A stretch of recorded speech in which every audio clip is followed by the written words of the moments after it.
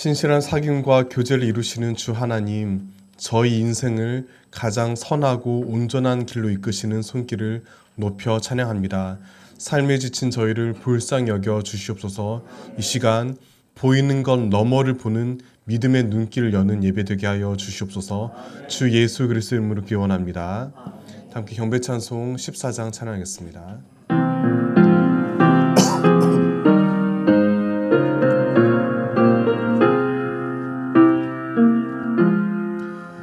주리 하나님 하늘에 계시니 온천하 만민 주 앞에 찬송하네. 이 천지 만물도 주 앞에 엎드려 그 거룩하신 이름을 높이네. 주 언약하신 것 끝까지 지키니 저 하늘 나라 향하여 못 가리라. 주 얼굴 배울 때 내 맘이 기쁘고 영원히 주의 영광을 찬양하리.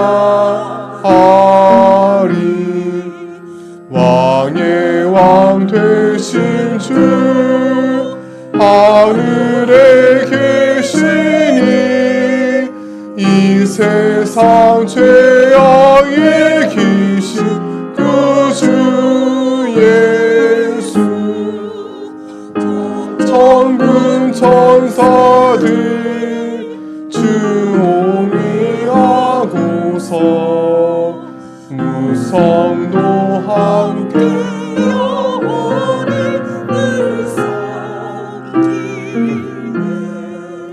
성삼위일체께 승리한 노래들 다 기쁜 소리 높여서 감사드려. 창조주 하나님 내 주님 되시니 주 앞에 나도 엎드려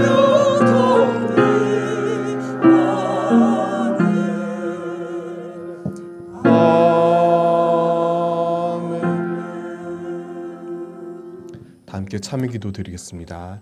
거룩하신 주 하나님, 지금 내 손에 쥔 것만을 두고 쉽게 인생을 평가했습니다. 참된 고향인 하나님 품을 향해 눈길을 두지 못했습니다. 부르심을 따라 담대히 걸음을 내딛지 못했습니다. 이 모든 죄와 허물을 불쌍히 여겨 주시옵소서. 이제는 하나님과 나만이 하는 죄를 침묵으로 고백하겠습니다.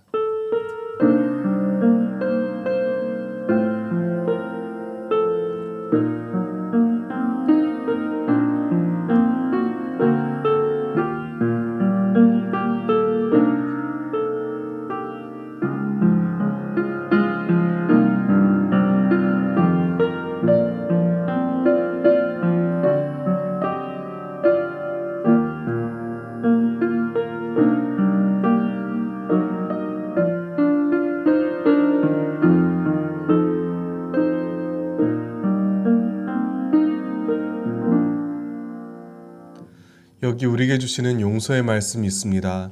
주께서는 너희를 대하여 오래 참으사 아무도 멸망하지 아니하고 다 회개하게 이르기를 원하시느니라.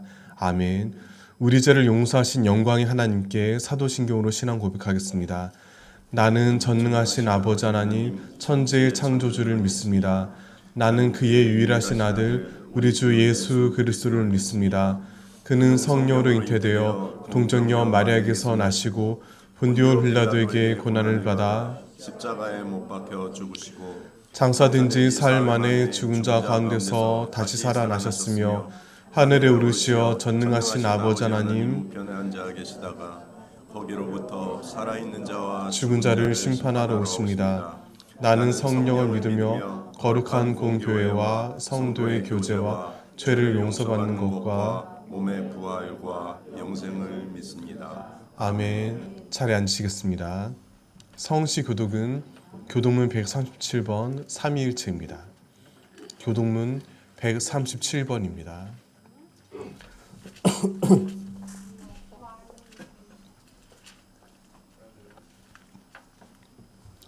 예수께서 세례를 받으시고 곧 물에서 올라오실새 하늘이 열리고 하나님의 성령이 비둘기같이 내려 자기 위에 임하심을 보시더니 하늘로부터 소리가 있어 말씀하시되 이는 내 사랑하는 아들이요 내 기뻐하는 자라 하시니라. 그러므로 너희는 가서 모든 민족을 제자로 삼아 아버지와 아들과 성령의 이름으로 세례를 베풀고 내가 너희에게 분부한 모든 것을 가르쳐 지키게 하라. 볼지어다 내가 세상 끝날까지 너희와 항상 함께 있으리라 하시니라. 몸이 하나여 성령도 한 분이시니 이와 같이 너희가 부르심의 한 소망 안에서 부르심을 받았느니라.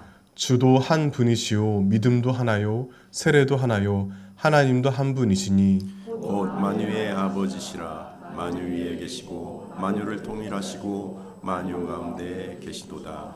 아멘. 찬송가 357장 찬양하겠습니다.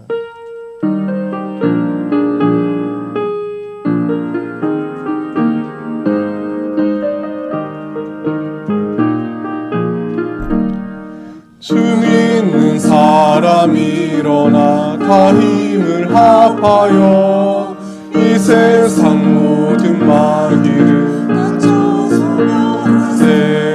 저 앞에 오는 적군은 다 싸워 이겨라. 주 예수 믿는 힘으로 온 세상이 이기네.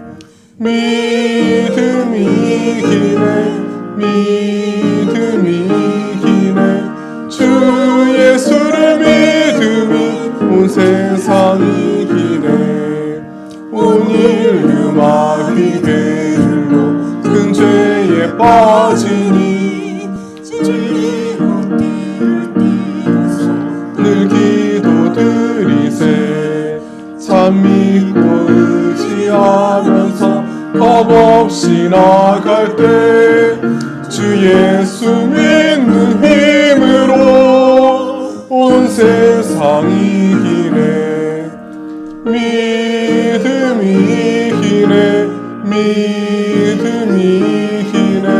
주 예수를 믿음이 온 세상이 이기네. 끝까지 이긴 자에게 이 옷을 입히고 또 영생권을 주시니 참 기쁜 일세. 이 어두운 세상 지나서 저 천성 가도록 주 예수 믿는 힘으로 온 세상이 이기네. 믿음이 이기네. 믿음이 이기네. 주 예수를 믿음이 온 세상이 이기네.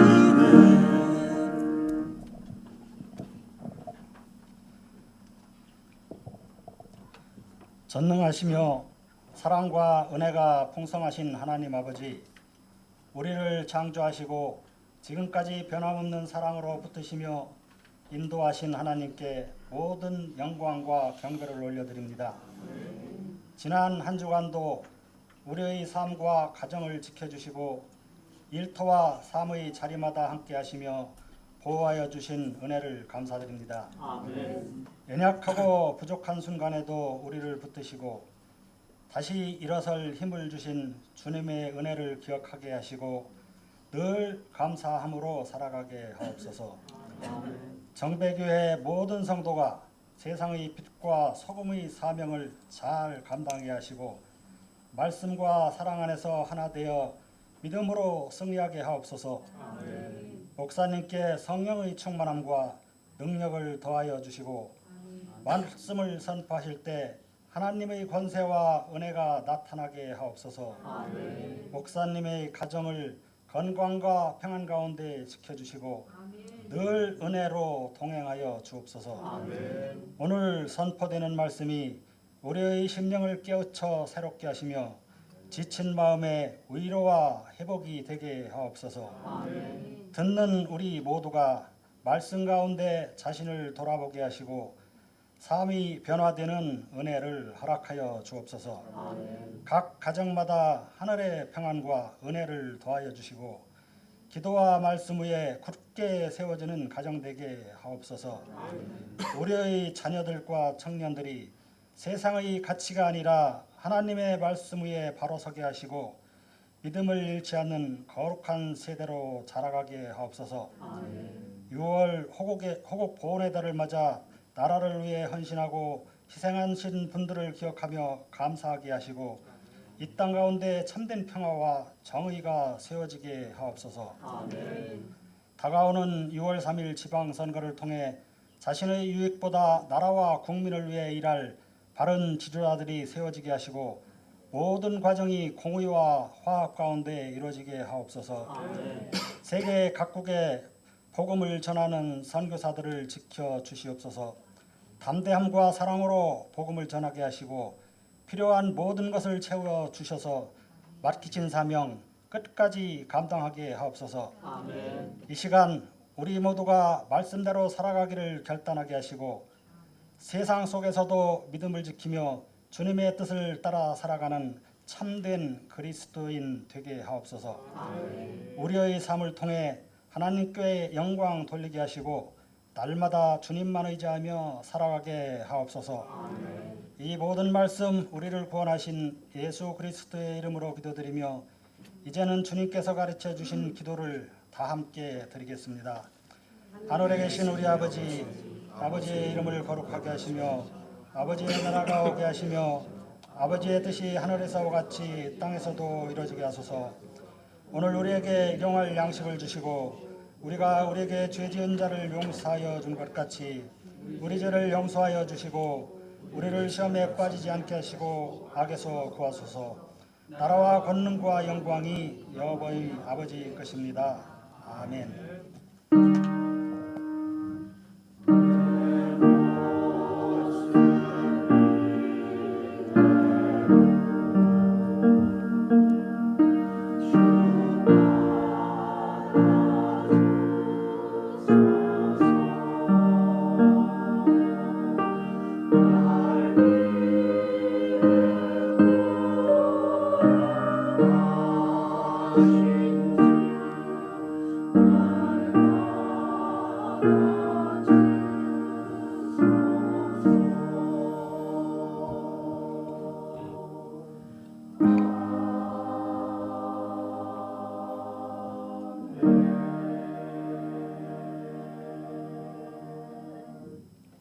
오늘 하나님께서 우리에게 주시는 말씀은 히브리서 11장 8절에서 16절입니다. 신약 365쪽입니다. 히브리서 11장 8절에서 16절을 저와 교독하겠습니다. 제가 먼저 8절 읽겠습니다. 믿음으로 아브라함은 부르심을 받았을 때에 순종하여 장래의 유업으로 받을 땅에 나아갈새 갈 바를 알지 못하고 나아갔으며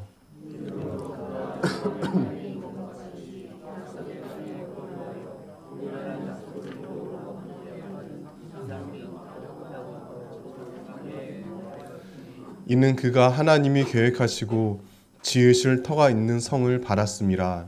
믿음으로 살아 자신도 나이가 많아 단산하였으나 잉태할 수 있는 힘을 얻었으니 이는 약속하신 이를 미쁘신 줄 알았음이라. 이러므로 죽은 자와 같은 한 사람으로 말미암아 하늘의 허다한 별과 또 해변의 무수한 모래와 같이 많은 후손이 생육하였느니라. 이 사람들은 다 믿음을 따라 죽었으며 약속을 받지 못하였으되 그것들을 멀리서 보고 환영하며 또 땅에서는 외국인과 나그네임을 증언하였느니 그들이 이같이 말하는 것은 자기들이 본향 찾는 자임을 나타냄이라. 그들이 나온 바 본향을 생각하였더라면 돌아갈 기회가 있었으리려니와. 함께 읽겠습니다. 그들이 이제는 더 나은 본향을 사모하니 곧 하늘에 있는 것이라. 이러므로 하나님이 그들의 하나님이라 일컬음 받으심을 부끄러워하지 아니하시고 그들을 위하여 한 성을 예비하셨느니라. 아멘. 하나님의 말씀입니다. 하나님 감사합니다.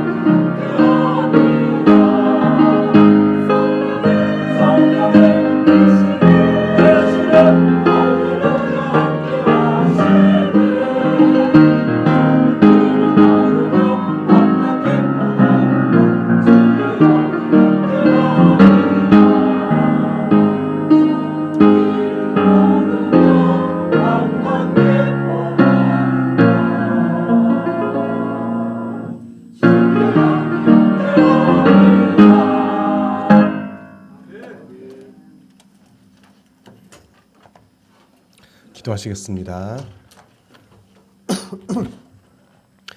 참 진리의 주 하나님, 이 시간 성령께서 비추시는 빛으로 저희 안에 거짓의 어둠을 내몰고 복음의 능력과 은혜로 충만하게 하여 주시옵소서. 주 예수 그리스도 이름으로 기도드립니다. 아멘. 삼위일체를 이루시는 존재 자체가 사랑이신 하나님의 참 은혜와 평강이 성도님들과 함께 하시기를 축복합니다. 그는 믿음을 따라 멀리 떠나왔습니다. 하지만 아무것도 이루지 못했습니다. 1889년 10월 2일 한 호주 청년이 부산항에 내렸습니다. 긴장과 설렘이 섞인 표정 위로 낯선 가을바람이 스쳐 지나갔습니다. 화면에 보시는 조셉 헨리 데이비스입니다. 데이비스는 어려운 환경을 딛고 젊은 나이에 교육가로 큰 성공을 거두었습니다. 이제 가정을 꾸리고 여유를 누리며 살아도 누구도 뭐라 할 사람이 없었습니다. 하지만 그는 오랫동안 깊이 간직했던 소명을 잊지 않았습니다. 복음 전파의 일꾼으로 자신을 부르시는 하나님의 음성에 순종하였습니다. 어느 날 데이비스는 조선 선교의 필요성을 호소하는 글을 읽고 결심을 굳힙니다. 호주 빅토리아 장로교단의 제1호 조선 선교사로 파송받았습니다.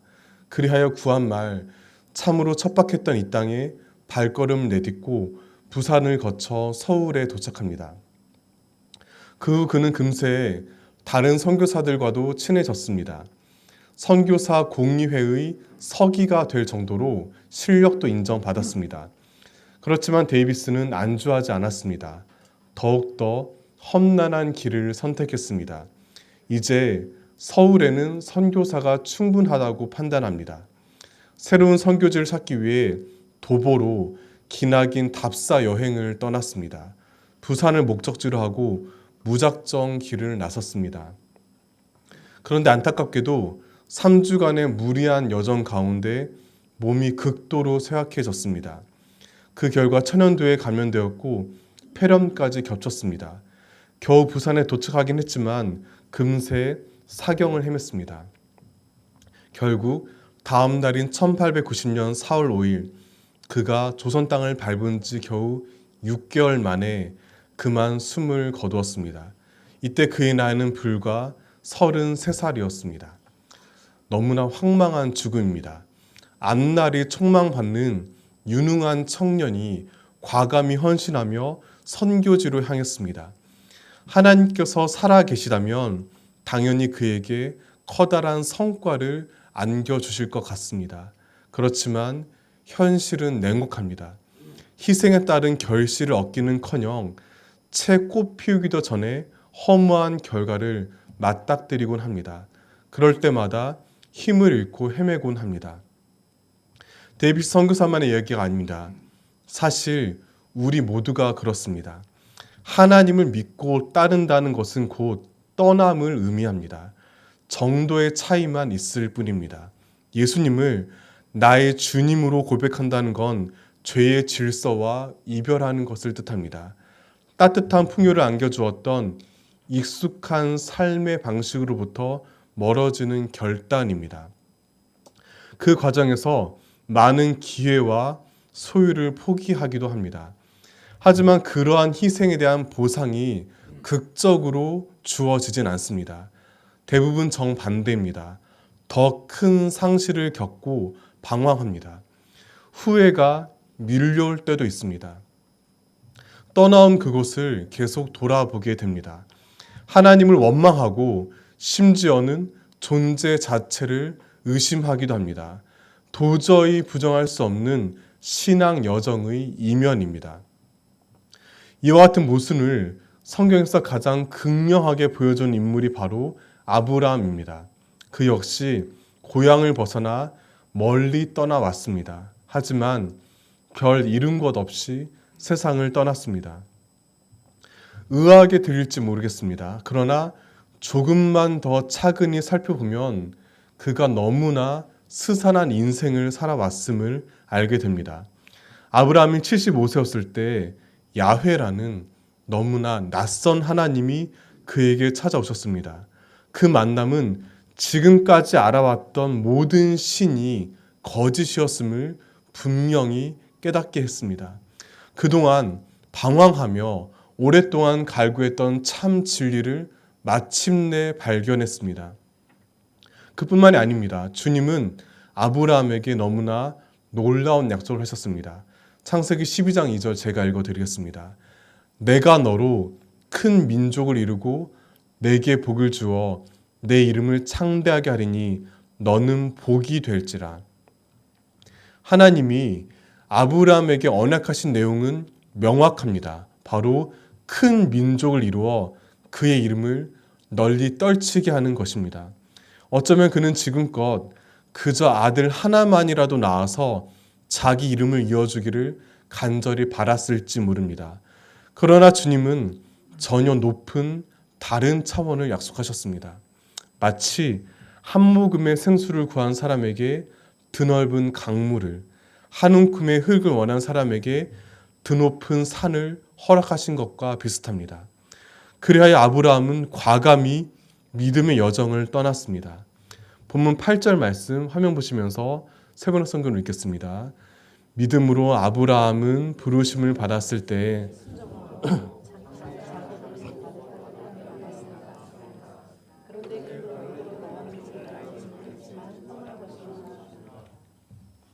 우리가 두고 본받을 만한 너무나 위대한 신앙입니다.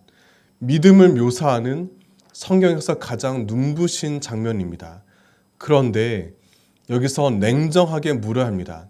아브라함은 이 믿음의 결과로 하나님으로부터 약속받은 것을 정말 얻었을까요? 우리에게 익숙한 수천 년의 종교 전통을 잠시 멀리 치워두고 철저히 아브라함의 입장에서 생각해 보시길 바랍니다. 선뜻 그렇다고 답하기 어렵습니다. 그는 주님의 찬란한 언약과는 거리가 먼 삶을 살았습니다. 대신 숱한 시련을 겪었습니다. 권력자들의 기세에 눌려 아내를 누이라고 무려 2차례나 속이는 굴욕을 겪었습니다. 자식처럼 키운 조카 롯에게 배신당해 많은 재산을 잃었습니다. 타들어가는 속을 부여잡고 아무리 기다려도 사라의 태는 도무지 열리지 않았습니다. 그러다가 오랜 세월이 흘러 나이 100살에 아들 하나를 힘들게 낳았습니다. 하지만 그 이삭을 불태워 바치라는 잔인한 요구를 하나님께 들었습니다.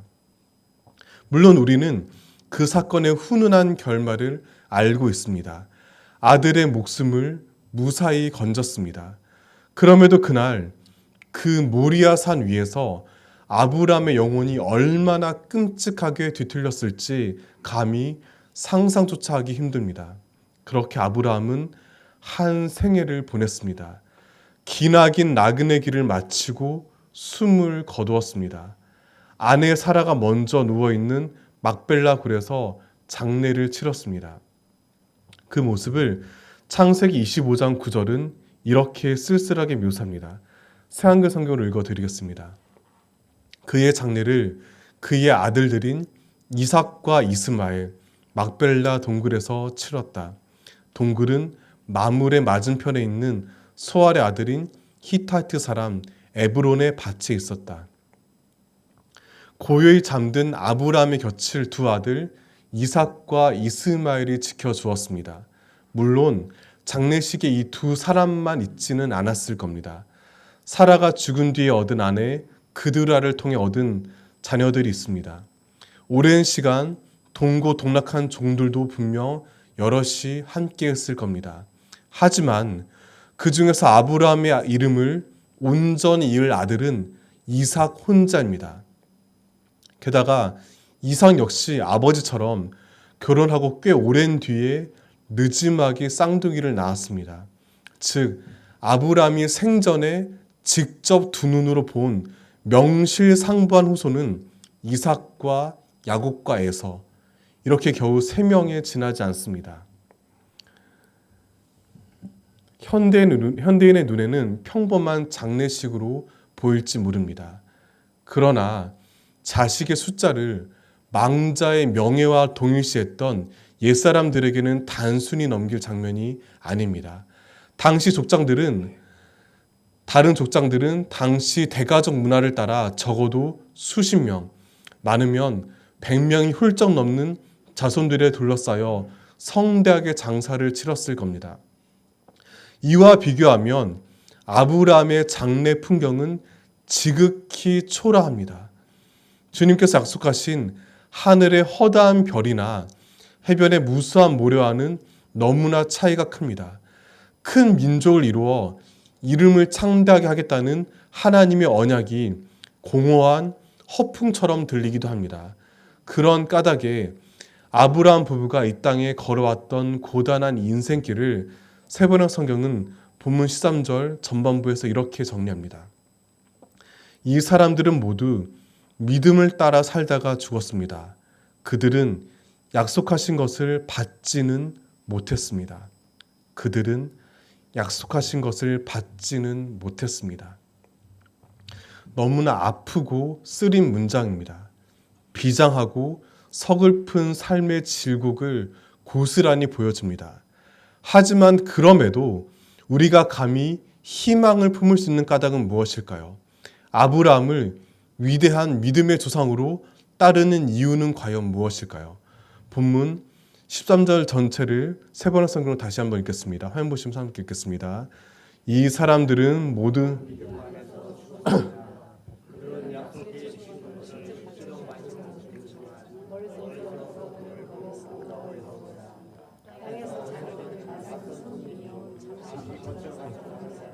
인정했습니다. 히브리서 저자는 아브라함의 믿음을 정확히 꿰뚫어 보았습니다. 아브라함은 그 시대 다른 사람들과 같은 인생의 목표를 바라보지 않았습니다. 단지 많은 아들을 줄줄이 낳고 넓은 땅을 차지해 으스대고 떵떵거리길 바라지 않았습니다. 그는 하나님이 건네신 언약의 깊이를 헤아렸습니다. 거기에 온 삶을 걸고 진심을 담아 아멘을 외칩니다. 그렇게 자기 정체성을 분명하게 고백합니다. 바로 잠시 거쳐가는 사람, 즉 나그네입니다. 나그네. 이 단어가 품고 있는 무게를 우리는 좀처럼 실감하기 어렵습니다. 오늘날 우리는 주소가 있고 몸을 눕히는 집이 있고 출석하는 교회가 있습니다. 주민등록증이나 사원증을 비롯한 여러 신분증이 우리를 이 세상에 단단히 붙들어 맵니다. 쳇바퀴 돌듯 매일 뻔한 삶을 살아갑니다. 하루하루 익숙한 일상 안에 갇혀 지냅니다. 그러나 아브라함은 달랐습니다. 그는 문자 그대로 나그네입니다. 가나안 땅 어디를 가도 그는 이방인이었습니다. 그 땅 원주민들에게 그는 언제나 외부인입니다. 창세기 23장에 보면 아내 사라가 죽었을 때 아브라함은 헤족속에게 이렇게 말합니다. 나는 여러분 가운데서 나그네로 떠돌이로 살고 있습니다. 이 고백은 단순한 법적 신분을 표현한 게 아닙니다. 아브라함의 존재 방식 전체를 드러내는 신앙 고백입니다. 반면 우리는 이 땅에 뿌리를 깊이 내리는 것을 신앙의 열매로 종종 착각합니다. 안정적인 직장, 탄탄한 인간관계, 넉넉한 재정, 굳건한 건강을 주님께서 주시는 복으로 여깁니다. 애써 노력하며 붙잡으려 합니다. 물론 그 자체가 나쁜 것은 아닙니다. 그 자체가 죄나 잘못은 아닙니다. 하지만 아브라함의 생애는 우리에게 묵직한 질문을 건넵니다. 우리가 인생을 살아가는 근본적인 태도는 무엇입니까? 하늘 본향을 향해 나아가는 나그네로 살고 계십니까? 아니면 이 세상에 풍요롭게 정착해 많은 것을 거두는 삶을 바라십니까? 이 두 가지는 겉으로는 비슷해 보일 수 있습니다. 같은 직업에 종사하고 같은 동네에 살며 같은 교회에 출석합니다. 하지만 그 삶을 이끄는 궁극적인 방향은 전혀 다릅니다. 하나는 이 땅에 닻을 내리고 다른 하나는 저 하늘을 향해 돛을 펼칩니다. 아브라함은 하늘을 바라보며 살았습니다. 그는 고향 우르의 풍요로운 문명도 가나안의 비옥한 땅도 그 어느 곳도 자신의 진정한 집으로 여기지 않았습니다. 오직 하나님이 설계하시고 친히 건축하시는 그 성만이 자신이 마침내 돌아가야 할 곳임을 알았습니다. 이러한 모습을 두고 14절은 본향 찾는 자라고 표현합니다. 아브라함은 굳게 믿었습니다. 자기 삶의 결정적 운명과 진정한 평가가 지금 이곳에서 끝나지 않습니다. 당장 나에게 얼마나 많은 돈과 명예가 있는지를 따지고 연연하지 않았습니다. 만약 그랬다면 고된 나그네 길을 주저없이 포기했을 것입니다. 그의 고향 우르는 수천 년 전에 이미 고도의 거대한 문명을 이룬 풍요로운 도시입니다. 그가 욕망을 따라 살았다면 그곳에 다시 돌아가 안락한 삶을 누리려 했을 것입니다. 대신 아브라함은 하늘 본향, 즉 더 나은 고향을 사모했습니다. 본문 16절 다 함께 읽겠습니다. 그들이 이제는 더 나은 본향을 사모하니 곧 하늘에 있는 것이라. 이러므로 하나님이 그들의 하나님이라 일컬음 받으심을 부끄러워하지 아니하시고 그들을 위하여 한 성을 예비하셨느니라. 아브라함의 시선은 더 먼 곳을 향했습니다. 바로 주님께서 예비하신 한 성입니다. 하나님이 기꺼이 이루실 언약의 절정입니다. 지금 이곳에서 볼 때는 까마득하고 흐리기만 합니다. 하지만 그럼에도 그들은 하나님의 신실하심을 고백했습니다. 비록 남들 보기에는 대단하지 않은 인생 길이었을지 모릅니다. 그렇지만 삶의 순간순간 자신에게 먼저 다가오시는 주님과 동행을 경험하였습니다. 아브라함이 베델에서 처음으로 제단을 쌓고 주님의 이름을 불렀을 때 조카 롯에게 바보처럼 다 양보하고 황량한 땅에 남겨진 그에게 하나님께서 다가오셨을 때 어느 한 낮에 세 사람의 모습으로 찾아오셔서 내가 하려는 것을 아브라함에게 숨기겠느냐라고 말씀하셨을 때, 그리고 무엇보다 갓 태어난 아들 이삭의 신비로운 눈망울과 마주쳤을 때 아브라함은 자신의 믿음을 시작으로 이루실 하나님의 위대한 구원 역사를 점점 더 깨달아 알아가기 시작했습니다. 그렇게 그는 일평생 믿음을 따라 살다가 죽었습니다. 비록 사람들 눈에는 그의 죽음이 허망해 보일지 모릅니다. 막벨라 굴 앞에서 거행한 쓸쓸한 장례식 모습이 그런 감정을 더욱 부추깁니다. 어쩌면 그를 두고 주변 사람들이 뒤에서 손가락질하며 비웃었을지도 모릅니다. 하지만 아브라함의 믿음은 결코 헛되지 않았습니다. 그 위대한 언약을 완전하게 이루시려 예수 그리스도께서 이 땅에 오셨기 때문입니다. 예수님은 아브라함이 어스름하게 보았던 하나님 나라를 또렷하게 선포하셨습니다. 막연하게 경험했던 주님의 다스림을 온전히 이루어 가셨습니다. 세상의 질서와 전혀 다른 삶의 방식을 보이셨습니다. 갈릴리 시골길을 따라 몸소 나그네 길을 걸으셨습니다. 그 길 끝에 마침내 십자가에서 죽임 당하시고 다시 살아나셨습니다. 그러므로 예수 그리스도를 나의 주님으로 믿고 고백한다는 것은 곧 아브라함의 본을 따르는 것을 의미합니다. 이것이 바로 우리가 그를 믿음의 조상으로 존경하는 이유입니다. 동시에 아브라함의 삶을 통해 우리의 신앙을 점검해야 합니다. 사랑하는 성도 여러분, 믿음으로 살아가는 저와 여러분 되시기를 진심으로 소망합니다. 그런데 믿음이란 과연 무엇일까요? 그것은 인간의 지극히 자연스러운 의문을 억지로 억누르는 무모한 의지력이 아닙니다. 무작정 내달리는 맹신도 아닙니다. 참된 믿음이란 아브라함처럼 하나님을 신뢰하며 인생의 그 어떤 모래바람과 폭풍우에도 불구하고 묵묵히 하늘 본향을 향해 내딛는 걸음입니다. 아브라함이 그토록 사모했던 하나님께서 예비하신 한 성, 곧 새 예루살렘을 요한계시록은 이렇게 묘사합니다. 21장 2절에서 4절을 새한글 성경으로 제가 봉독해 드리겠습니다. 또 나는 거룩한 도시 새 예루살렘을 보았습니다. 하늘로부터 하나님께서 내려오고 있었습니다. 자기 남편을 위하여 꾸민 신부같이 준비되어 있었습니다. 또 나는 들었습니다. 임금 자리로부터 큰 소리가 말했습니다. 보세요, 하나님의 거처가 사람들 가운데 있습니다. 하나님이 그들 가운데 거처를 두실 것입니다.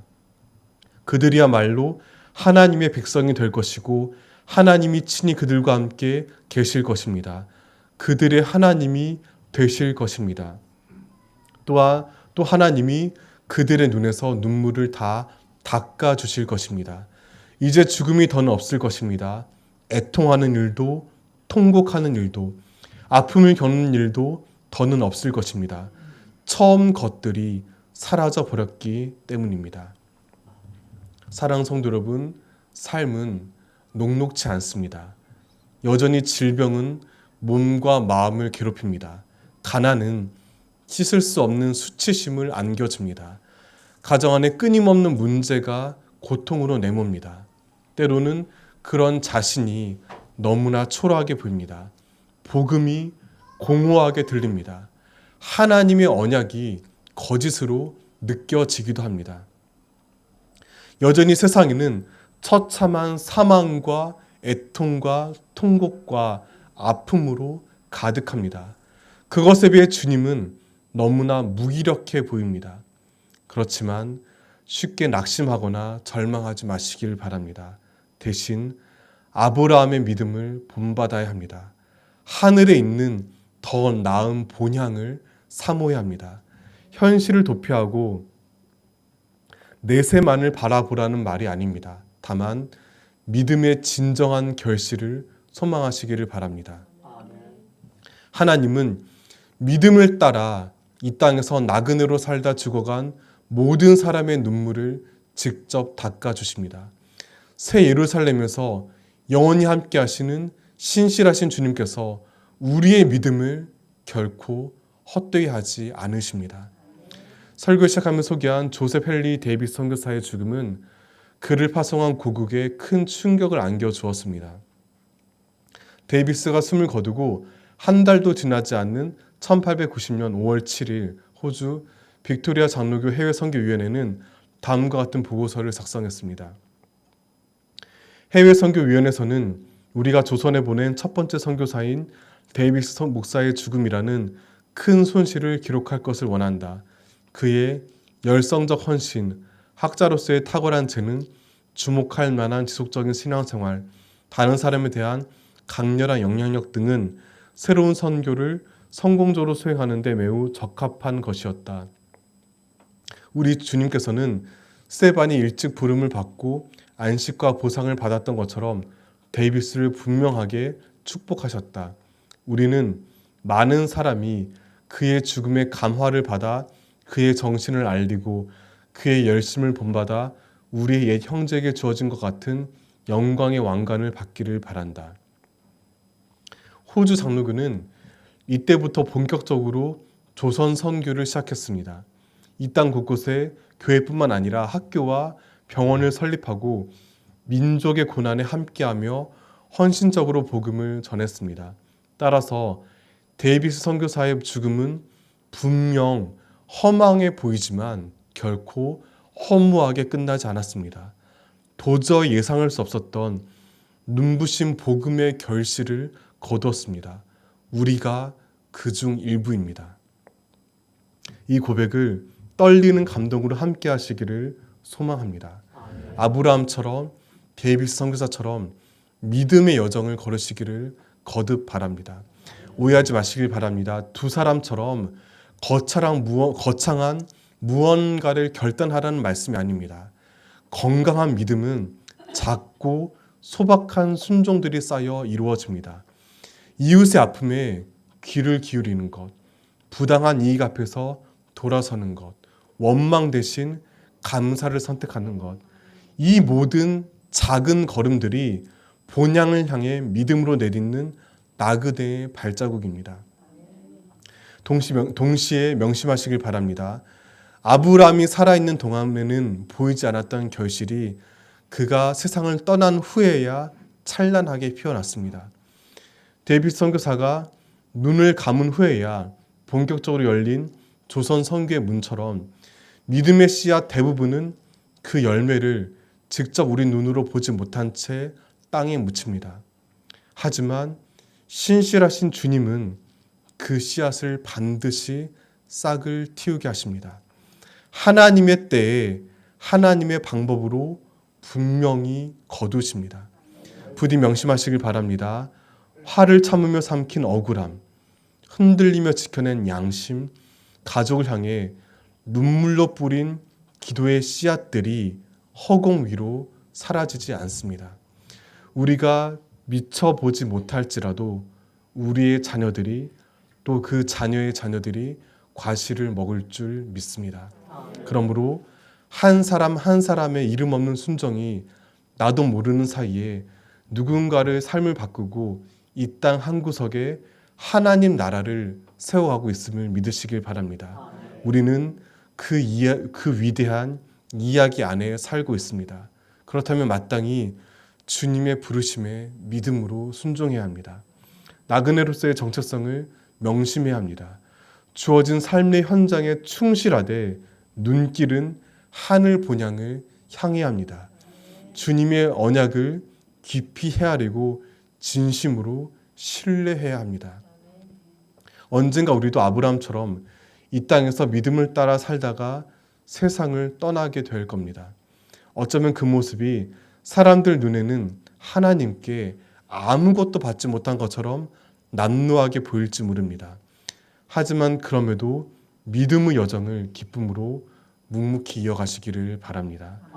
주님은 우리를 전혀 부끄러워하지 않으시고 기꺼이 언약을 맺으시며 마침내 새 예루살렘을 완성하실 줄 믿습니다.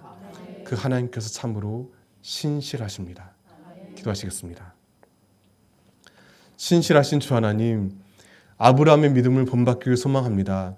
우리 역시 아브라함처럼 본향을 사모하며 인생의 발걸음을 옮기는 나그네임을 고백합니다. 비록 지금 당장 이 세상에서 거두는 약속의 결실은 작고 초라해 보일지 모릅니다. 하지만 그런 저희를 통해 이루실 주님의 다스림은 너무나 크고 위대하심을 믿습니다. 그 믿음 따라 주님의 신실하심을 바라고 부르심에 순종하며 살아가게 하여 주시옵소서. 언약하신 그대로 새 예루살렘을 완성하시고 저희를 부르시는 주 예수 그리스도 이름으로 기도드립니다. 함께 응답의 찬송 찬송가 379장 찬양하겠습니다.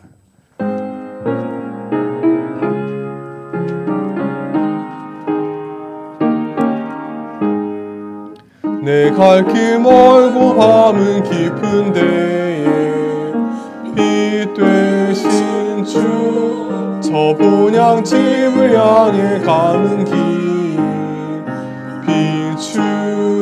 비추소서.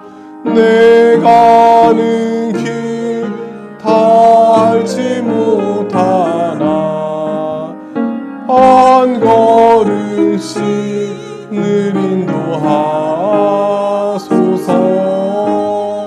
이전에 방탕하게 지낼 때에 교만하여 맘대로 고집하던 이 죄인 사하소서. 내 지은 죄 다 기억 마시고 주 뜻대로 늘 주장하소서.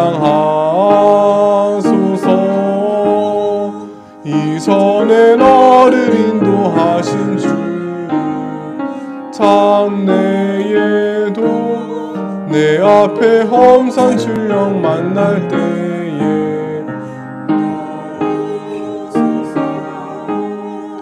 밤 지나고 저 밝은 아침에 기쁨으로 내 주를 만나리.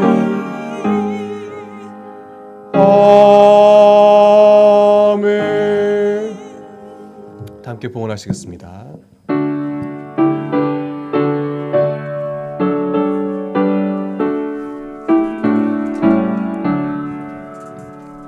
내게 있는 모든 것을 아낌없이 드리네. 사랑하고 의지하며 주만 따라 살리라.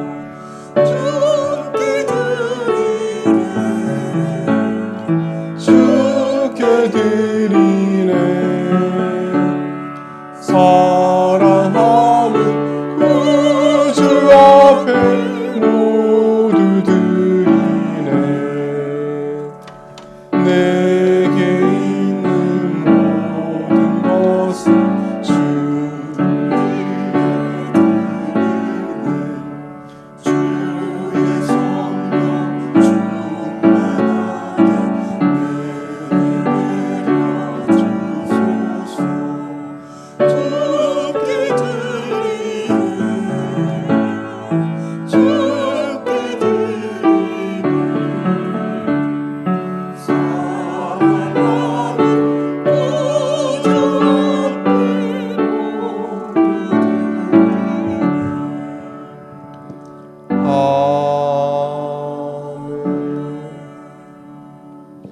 신실하신 주 하나님, 고된 인생 여정 가운데 수고하며 거둔 결실을 주님께 드립니다. 기쁨으로 받으시어 삼위일체 하나님의 사귐과 나눔을 전하는 일에 사용하여 주시옵소서. 성도들이 상한 마음으로 내쉬는 한숨에 응답하여 주시며 참 평강으로 저 영혼을 새롭게 하여 주시고 날마다 강건하게 하여 주시옵소서. 오상원 장로님, 갑자기 다치셨으나 이를 통해 황달을 확인하고 속히 시술받게 하셔서 참으로 감사합니다. 앞으로도 강한 손길로 붙잡아 주시옵소서. 임재순 권사님, 어깨를 다치고 입원 중에 계십니다. 밝고 건강한 모습으로 다시 뵐 수 있도록 모든 회복 과정을 은혜 가운데 품어 주시옵소서. 정별초등학교에 훌륭한 교장 선생님 모셔서 학교를 사랑과 성실로 이끌게 하여 주시옵소서. 수요일에 있을 지방선거를 통해 하나님의 정의와 공평을 강물처럼 이룰 일꾼들을 세워 주시옵소서. 믿음을 따라 복음을 들고 세계 곳곳에 나간 선교사님들을 신실한 품으로 끌어안아 주시옵소서. 주 예수 그리스도 이름으로 기도드립니다. 아멘.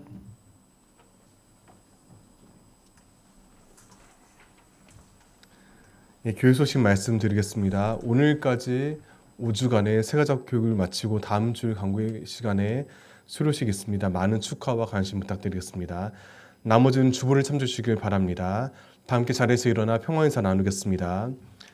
그리스도의 평화가 여러분과 함께 하시길 바랍니다. 이제 주위 사람들에게 그리스도의 평화 전하는 인사 나누겠습니다.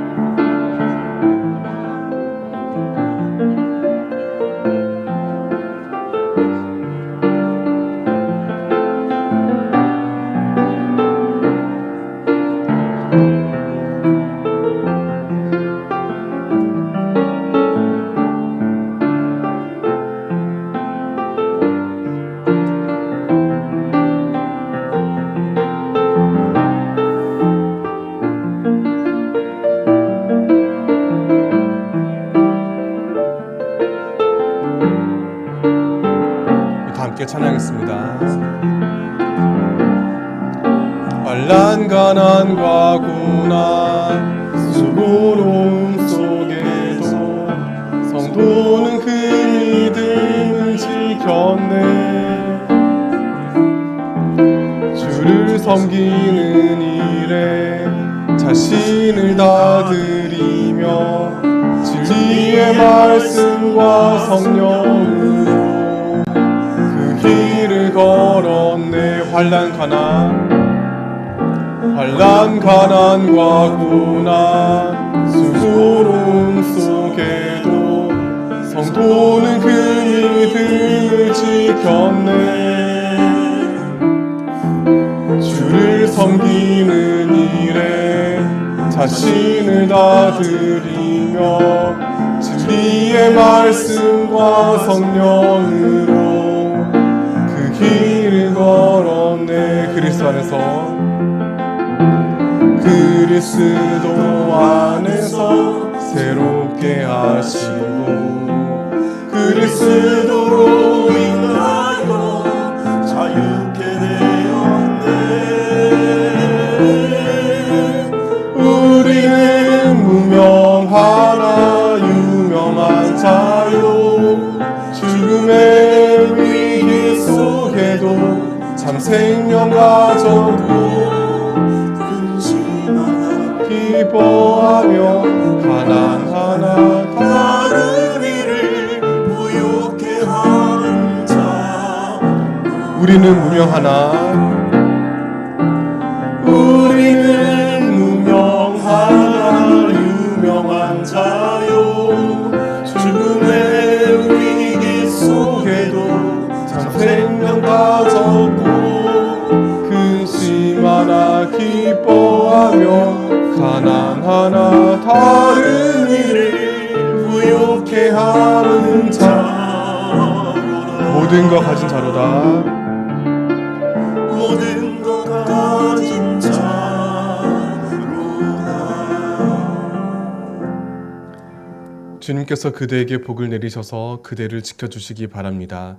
주님께서 그 얼굴빛을 그대에게 비추셔서 그대에게 은혜 베풀어 주시기 바랍니다. 주님께서 그 얼굴을 그대에게로 드셔서 그대에게 평화 주시기 바랍니다.